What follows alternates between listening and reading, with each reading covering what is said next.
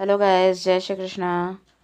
मातृ सम्मेलन कार्यक्रम में जो अतिथि महोदय आए थे उनका उद्बोधन बहुत ही प्रभावी रहा माताओं और बहनों के लिए।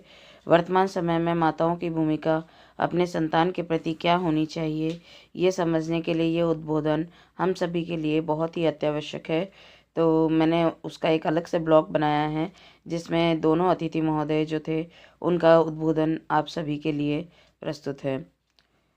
जिसने अब तक सब्सक्राइब नहीं किया है, please subscribe my channel and support me, like and share please. माताएं बहनें अपने संतान को पालते समय क्या क्या सावधानी रख सकती हैं और उनके अच्छे चरित्र निर्माण के लिए उनकी भूमिका क्या हो सकती है, ये सुनने और अपने जीवन में धारण करें।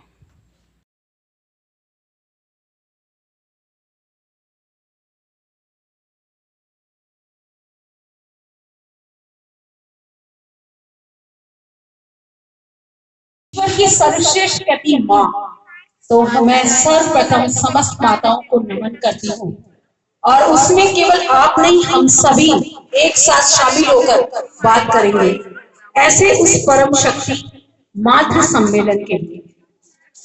बहुत सुंदर अवसर है मातृ शक्ति सम्मेलन का।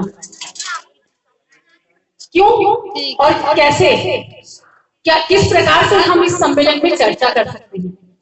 केवल मिलना मिलाना या सखियों से बात करके नहीं जाना, हमें अंदर से आत्मिक रूप से जागृत होना है, अपने वैचारिक रूप से जागृत होना है और साथ ही हमारी अपनी कर्म के प्रति जिम्मेदारी, बच्चों के प्रति हमारी क्या जिम्मेदारी।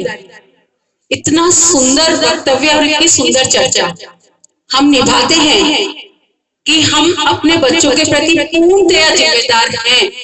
लेकिन आप सबसे एक छोटी सी बात पूछना चाहूंगी कि क्या हम सब आज अपने बच्चों के प्रति, बच्चों के भविष्य के प्रति कहीं ना कहीं से तनावग्रस्त हैं या नहीं।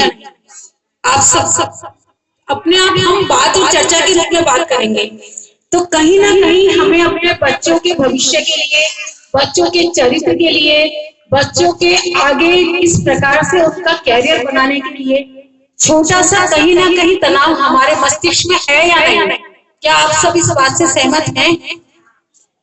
है सब, मैं भी हूँ उसमें शामिल। हम अपनी जिम्मेदारी को निभाते जा रहे हैं, बच्चे बड़े हो गए, लेकिन आप सब एकत्र हुए हैं। निश्चित रूप से हमारे अंदर एक छोटी सी कसक हमेशा रहती है पूरे दिन भर की दिनचर्या के बाद कि शाम को जब हम विचार करते हैं कि हमारे बच्चों का भविष्य क्या है, उसके प्रति हमारी जिम्मेदारी क्या है, हम पूर्णतः जिम्मेदारी निभा पा रहे हैं। उसमें कहीं ना कहीं छोटी समाचार भी है राम का। तो राम ने जैसे ही सुना कि रावण पत्नी मंदोदरी आई है, देखिए हमारे यहाँ के जो संस्कारों की बातें हो रही है ना, ये आज के नहीं है, वो उस समय से ही संस्कार डाले जाते थे। राम ने भी कौशल्या में कैसे संस्कार डाले थे। राम बिना कुछ सोचे तुरंत दौड़े और जाके माता रानी मंदोदरी, और मंदोदरी इतना देखते ही वापस मुड़ गई और रुकी नहीं। बोले अब समझ में आ गई कि इनकी जीत कैसे हुई, इनकी विजय कैसे हुई। क्योंकि जो व्यक्ति पराई स्त्री को नजर उठाकर भी नहीं देख रहा है, जरूर इनकी माँ ने इनको बहुत अच्छे संस्कार दिए। तो मंदोदरी भी अपने आप में सही थी, न्याय संगत थी, और राम तो केर मर्यादा पुरुषोत्तम राम थे। और आज भी हमारे लिए राम के आदर्श के बराबर कोई आदर्श है ही नहीं। अब हम देखते हैं कि रामायण में तो माता सीता का बलिदान भी कोई कम नहीं है। क्या बिना बात ही, जो कभी अपने फूलों की गोद से नीचे नहीं उतरी, उनको पैदल वनों में चलना पड़ा, कंटकों में जाना पड़ा, लेकिन पति का साथ देने के लिए तो एक पतिव्रता नारी का जो उदाहरण है वो भी रामायण में, अब महाभारत में